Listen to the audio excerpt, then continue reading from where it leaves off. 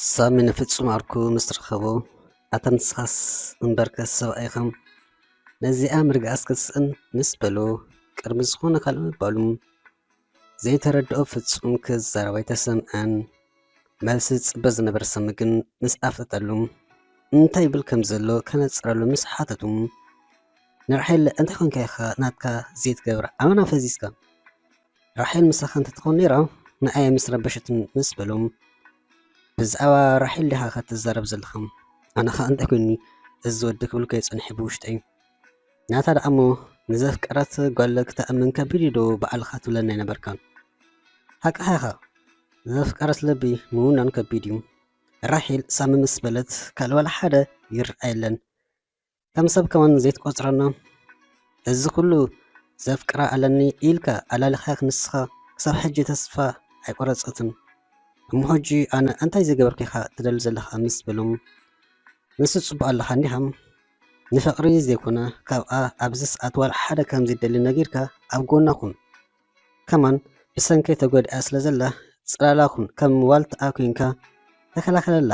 መንኮብካ ክትነብኣሉ ኣፀግኣላ ኣብ ሕቅፋኻ ሸጉጥካ ናይ ውሽጣ ክትዘረብ ግደፋ ክትዘረብ ከሎ ኣይትክለፍ ኣወዳእ እያ ልዕሊ ማንም ፀገማታ ተረዲእኻ ኣብ ጎና ብዘይማልስ ደበል እሞ ኣብ ልዕሊኻ ቀስ ብቀስ እምነት ክትህድር ብዓቕሊ ተፀበሽኡ ንስኻ ዘይኮንካ ክትሓተ በዕላን ፍቅሪ ክትሓተከ ምስ ብሉ ኣብ ሰማይ ዘሎ ደበና ኣታ እዚኣ ሰብ ኣይኮነት ዘይትቀረብ ዘይትልከፍ እንታይ ድሓ ጌርካላ ነዛ ጓል ምስ በሎም ኣንታ ሰብኣይ እንዲኻ ተረርበ ናይ ትፈትዎ ሰብ ዘይትኾን እንዲኻ ምሽ ተፍቅራ ኢኻ እሞ ካልኦት ክወስድዋ ድሌት ኣለካ ምስ በሎም ግደፍ እባ ዘለኹ ይኣኽለኒ ብኸመይ ውንና ኢለ ተጨኒቓ ከለኹስ እሞ ከዓ ካልእ ክወስዳ ድሓን ብዝኾነ ክፍትኒ እንታይ ደኣ ክገብር ምስ በሎም ከምኡ በል ሕጂ ኣቕሲካን እምበር ኣይተስፍረና እንዳበለ ኩሉ ቴሌፎኑ ድምፂ ኣስምዐት እውይ ልዋም ሓፍቲ እንዳዳ እንዳበለም ትቕብል ኣቢሉ ሄሎ ልዋም ሓፍተይ ድሓንዶ ምስ በሎም ድሓኒ ኣምላኽ ይመስገን ሰምሓዊ ይባል ድሓዩ ብምሕታት ተኺላ ናብቲ ዘምፅኣ ጉዳይ ኣተወት ሰማሓወይ ናይ ገዛ ክራይ መክፈሊ ናይዛ ወርሒ ዝኹን ጉድልን እሞ የተሓዘለይ ደኣ እምበር ብጣዕሚ እንዳተሰከፍኩ እየ ዝድብል ዘለኹም ቁርብ ክትምልኣሊ እሞ ምስ ረሓብኩ ክህበካ ምስ በለቶም ልዋም ሓፍተይ እንታይ ዘሰክፍ ኣለኪ ኣነ ማለት እኮ ሓዊኸ ማለት እዩ ወሸለ ዝሕገዝ ሰብ ተረኺቡ ድሓርካ ንኣ ሓጊዘ ማለት እኮ ብተዘዋዋሪ ነብሰይ ይሕግዝ ኣለኹ ማለት እዩ ሰባት ምዃንና ኣይትረስኢን ካብ ኮነ ክንመላላእ ግድን እዩ ስለዚ ኣይትሰከፍ እዩ ምስ በልአ እንድአ ምሳኻ ዝተላለኹላ መዓልትስ ከመይ በረክቲ መዓልቲ እያ ሰማሓወይ ብልበይ ዘመስግነካ ንስኻ ዝተማሓራይ እንዳኸበረ ከመይ ክተምፅኦ ግና ድማ ቀልጢፈ ክመልሰልካ እዩ ፈጣሪ ዝሓሰብከይ ፅቡቅ ነገር ዘበለ የሳልጠልከም ካብ ክፉእ ድማ ይሓልኸም ካብ ዓበይ ወጥሪኻ ገላጊልከኒ ገዛ ክራይ ብገይጋ ኣሕሊፈ ይፈልጥ ግዲ ሓቂ ዋና ገዛ ነብርኻት እዮም ግን ድማ ዘልመድክዎም ክኸልኦም ስለዚ ደርኺ ምስ በለቱም ቀሰኒ ልዋም ሓፍተይ ናብራኺ ሂወትኪ ይፈልጥ እንዴ ተወሳኺ ከተጋየፅሉ ኣብ ዘደሊ ኣላ ንከትጥፍዮ እንተስኸውን ይርግዳ ሓቂ ኣነ ከማን ኣይመስሓብኹን ንስኽና ነዛ ንክትነብሪ ክትሓትን ዘለኺም ስለዚ ኣብ ነገር ኣይኮነን እመቆሰን ምስ በለም ቀሳነት በዓሉ ፈጣሪ ሓብካ ሰማሓወይ ምስ በለቱ ድሓን ኣነ ክሳብ ዝመፅእ ከይድንጎይኪ ሓደ ሰብ ክድወልኪ ሓራይዶ ኢሉ ቴሌፎን ምስ ኣፀበም እንታይ ኮይና ምስ በሉ ፍጹም ድሓን እዩ ቁሩብ ገንዘብ ገለ ጎዲልዋይ ምስ በሎም ኣታ ትምሽ ምስ ሰብኣያ ነበርካ ክሳብ ሕጂ ድሓይ ኣይገበረላ ማለት ምስ በሎም ምስኡ ወዲኣ እንዲያም ነታ ጓሉ ክብል እምበር ምዃን ሓንቲ መዓልቲ ርኢዋ ዘይፈልጥ ኣታ ዋላ ተፈላለ እምበር ነቲ ዝወለድከ ውሉድ ማዕረከ እንደዘይ ትጭክነሉ ዳኹም ሓንቲ መዓልቲ ኳ ከዘዋረሉ መፅኡ ዘይፈልጥ ምስ በለ ይገርም ይበለ ፍጹም ሰምሓዊ ኣብ ብስራት ኣለን ምስ በለ ሰላም ንሳሚ ብስራት ኪተኣም እንታይ ተረኸበ ምስ በለ ብተሓጓስ እንታይ እስከ ምስ ነብሰይ ዘቲ ተመኺረ ሓሲበ ኣደይ ብኣውሪደ እንዴ ብኡ ኣቢለ ኣነ ለበይ ፅንልየ ሰምዒ እዮም ሓደ ነገር ዝበፅሐ ክኸውን እንተልዩ ከም ዝፈትወካ ከም ዘፍቀረከ እዩ ንኣኸ ዝኣመሰለ ሰብ ልበይ ክኸስር ኣይደለይን መስለኒ ሳሚ እንዳበለ ረብሽኒ እሞ እስከ ደጊምካ ሕጂ ሕተተኒ ምስ በለቱም ሳሚ ብተሓጓስ ዝሕዝቦ ዝጭብጦ ጠፊኦም ሰላም ናተይ ብልበይ ዘፍቅረኪ ተፍቅረኒ ዲኺ ምስ በላ ሳሚ ሓወናተይ ሓላለይ የፍቅረካ ንፈርቃን እምበር ብጣዕሚ ዝፈተውከ ዘፍቅረካ ምስ በለቱም ኣብ ሂወተይ ዝተኣመት ዘረባ ዝሰምዓኹ ሕጂ ሰላም ሓፍተይ ንሓዋሩ ብዝተኽኣል መጠን ኣኩርኤ ከንብረኪ ቃል ይኣትወልኩ ምስ በሎም ሳሚ ሓወይ በይንኻ ኣኩርኤኻ ክተንብረኒ ዚኹንኩ ዝደሊ ተመላሊና እምበር ኩሉ ሸኽም ኣብ ልዕለኻ ክገብሮ ድሌቲ ኣይኮነን እሞ ኣብ ዝኾነ ነገርከ ኣነውን ብዝኽእሉ ኣብ ጎንኻ ኣለኹም ቀሲንካ ትምህርትኻ ወድእ ንመርኦ ኢልካ ድሉ ምስ ኮንካ ክንርአኖም ኣብ ዕድመዩ ገናይ ስክፍታ ይብለኝ ክሳብ ዝደለኻ እዋን ክፅበከ እዩ ሕጂ ፈኺሱኒ ኣብዚ ሰዓት ኣብ ዓለም እቲ ሕጉስ ዝስብኣነ ዘለኹም ሳሚ ሓወይ ብልበይ ዝፈተውካ ዘፍቅረካ እንደአይ ክሳብ ቀዳም ኮይና ብኣካል ንራኸብ ከመይ ተሓንጢ ኣለኹ መስለካ ምስ በለቱም በዚ ወገኑ ተመሳሰሊ ዘለው ውሽጠይ ልዕሊ ብርሃን ፀሓይ ወርሒ ድምቀት ፈሲወሎም ንስኽን ኣይ ዓለመይኺ ዓለም ብዓለማ ድማ እታ ምችእቲ ዓለም እንደአይ ሓጎሰይ መዐቀን ይብል ምስ በሎም በቃ ሳሚ ሓወይ ቅድሚ ብኣካል ምረኸብና ክንደዋል ኢና ሓቂ ንሕጂ ግን ምስናይ ናፍቆተይ ፍልይክም ሄርሜላ ሽፋሕ ትብል ኣላ ነዚ ሓጎሰይ ከዓ ከይትዘርገለይ ምስ በለቱም እወ ኣብ ዝተዓመት ክደውል ምስ በላ ድሓን ትምህርትኻ ከይረብሸካ ፅባሕ ምሸት ክድውል ኢላ ቴሌፎነ ምስ ኣፅወት ሉኣም ሓፍተይ ዝመራከኒ ምርቃ በፂሒ ክሕገዘኪ ኢልኪ ዘይኮንኪ ሓገዝ ሓቲትኪ ክትምርቅኒ እምበር እንዳበለ ኣብ ናይ ሓጎስ ጋብላ ድኣ ጠንቀል ኣላበለ ኣታ ሓወይ እንታይ ካስ ኢልካ ፍሽኽ ትብል ራሒላ ምስ ምትዘርብ ዘሎ ኣርቢ ናይ ምሸት ኣውቶቡስ ሒዞም ናብ ገዛ ኣብ ሓደ ኮፍ መበሊ ኮይኑ እንዳተመልሱ ስለዘይጠቕመኪ ስቕ ዶ ክትብሊ ምስ በላ ይጥቀመኒ ይጉዳኣኒ ንዓይ ዝምልከት ድሓር ከኣስ ብሰንኪኻ ተጎድኡ ዘለኹ መዓስ ውሕዱ ኮይኑ ምስ በለቱም ይፈልጥ ግን ድማ እዚ እውን ዝያዳ ክጎዳእኪ ምስ በሎም እንተሓን ንገረኒ ምስ በለቱ ካበልካ ሓራይ ፅባሕ ቀዳም ንኣፍቃሪተይ ዘሐግሰሉ ፍሉይ መደብ ኣብ ሓንጎለይ ስለዝመፅእ ሸኽሸኽ ዝብል ዘለኹ ምስ በላ ሃላ ሳሚ ኮነ ኢልካ ነቲ ቁስለ ጨወት ንስንሰለለኻ ምስ በለቱ ራሒላ ኩሉ ባዕለኺ እቲ ሓቂ ነጊረኪ ምሽ ተዛረብ ክትብል ፀኒሕካ ምስ በሎም በቃ ጨንኪንካ ለኢኻ ምስ በለቱ ራሒላ ጨኪነልኪ ኣይኮንኩን ልበይ ዘይመረፀኪ ስለዚ ኣይተሓዝለ ጥራሕ ክብለክ ዝኽእል ምስ በላ ስማዓ ሳሚ ብቀሊሉ ተስፋ ዝቆርፅ ሰብ ኣይኮንኩን ክሳብታ ናይ መወዳእታ ጫፍ ክበፅሕ ብዝኾነ ነገር ናተይ ከይገበርኩካ ከዓ ደቂሰ ኣይሓድርኒ ንስኻ ንዓይኒ ራሒል ትግባእ ሰብ ጥራሕ ኢኸም ብኸመይ ከም ዝውንናካ እንታይ ከም ዝገብር ጥራይ ብዓቕሊ ተፀበ ሕጂ ኣይትዛረበኒ ኢሎም ገፃ ጠወየት ራሒል ንሳሚ ክትውንን ዝከኣላ ፀዓረት ይኹን እምበር ምስ ነቕ ዘይብል እምባ ምርፅኦም ኮይንዎም ካይፈተወት ተስፋ ቆረፀት ኩሉ ነገሩን ኣፅለቕ ናብ ትምህርታ ስለዝሓመቐት ዘደለ መዐቀነት ስለዘይምፅአት ተሰጎወቱን ሳሚ ራሒል ብሰንኩ ሕማቕ መርካብ ብጣዕሚ እኳ እንተተሰምዖ ግን ድማ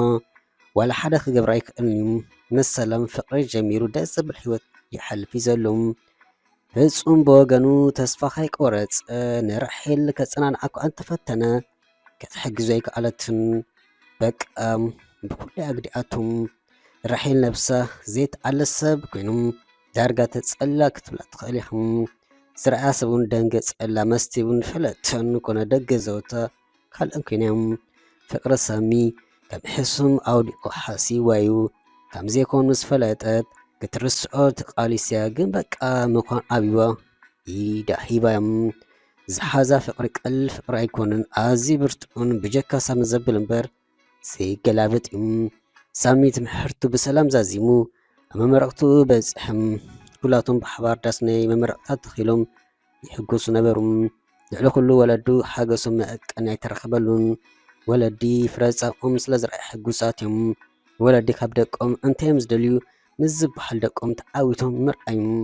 ቀንዲ ንወላዲ ዘኪሖም ድማ ውሉዶም ኣብ ዘይኮነ ኣንፈት ተጓዒዞም መንገዶም ስሒቶም ካብ ነብሶም ሓሊፎም ንሰብ ጾርኒ ዝኾኑ ጥራሕዮም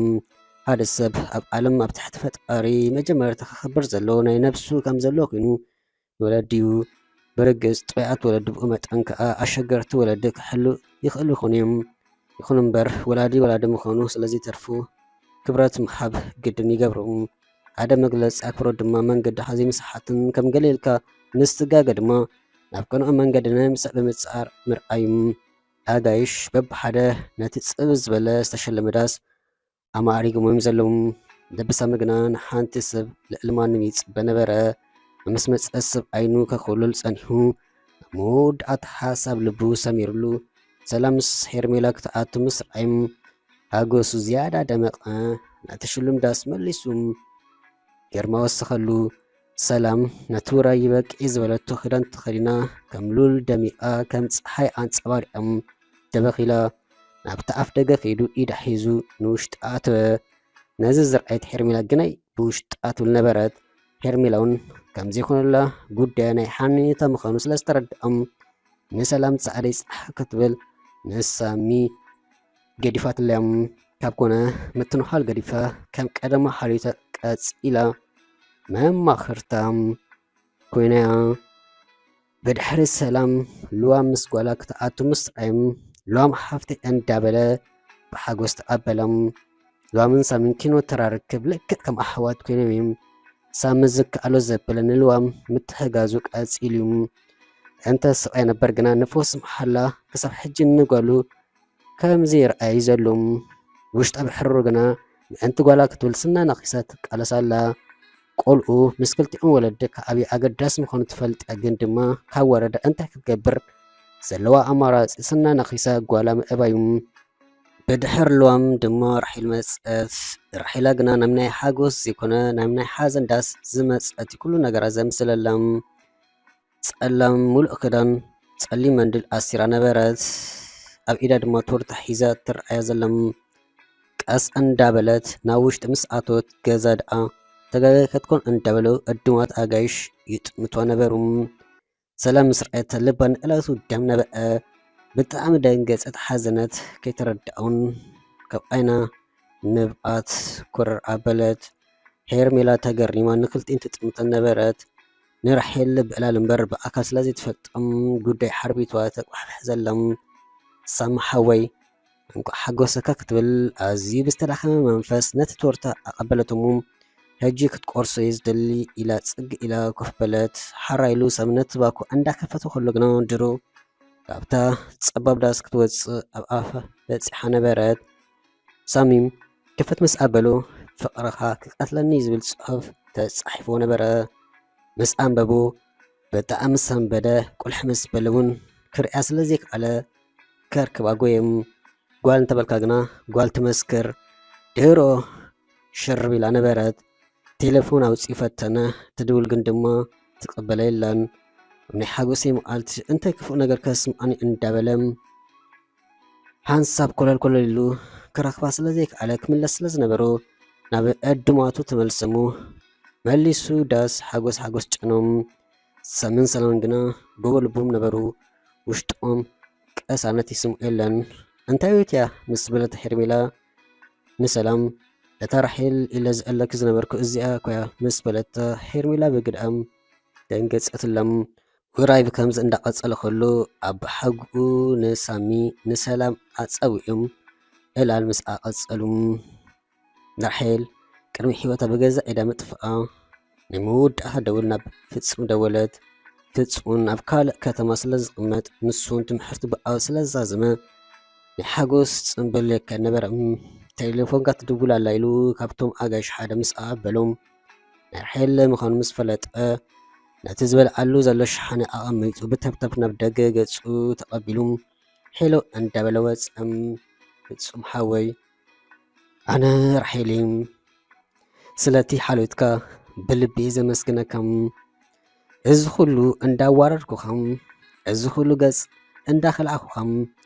ኩሉ ተፃዊርካ ኣብ ጎኒ ደው ክትብል ፃዕርታት ዘካየድካ ሕጂ እውን ብልቢ የመስግነካም። ፍፁም ሓወይ ንስኻ ትፅላእ ሰብ ኣይኮንካን። ኣባኻ ዋላ ሓደ ሽግር ፀገም የለን እቲ ፀገም ኣብኣይ ዘሎም ኣይተሓዘለይ ከም ትፈልጦ ብፍቅሪ ሳሚ ፅልልቲ ፍቅሪ ሳሚ ፈፂሙ ክወፅእ ኣይከኣለን ከውፅኡን ፈቲነ ተቃልሰ ግን